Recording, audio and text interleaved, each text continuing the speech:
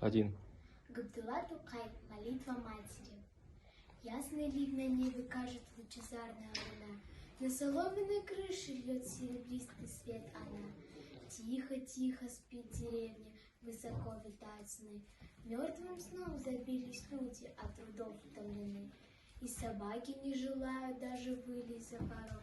Лишь в одной избушке светит осторожный огонек. Там старуха бьет поклоны за молитву святой. К небу от земную доль унеслась она душой. Вот она, сложив ладони, их приблизила лицу.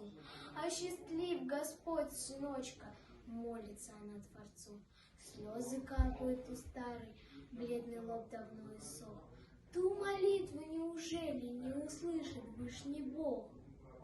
Gabdullah Tokay, Mother Prayer. Evening comes to wet Tatar village. The magic bright moon is in the sky. It is all silver, houses, roofs, fields nearby. Working people fell asleep because we're a child.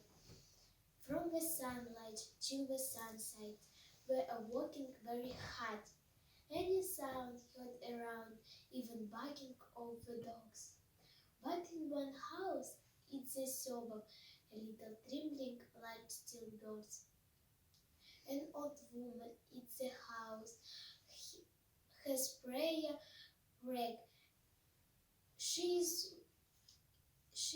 has whisper. Has raised her hands in prayer. In the wish is only one. She is whispering with devotion, asking God to bless her son. Bitter tears are slowly rolling down her wrinkled head. Do you really suppose that God will on grace His grace?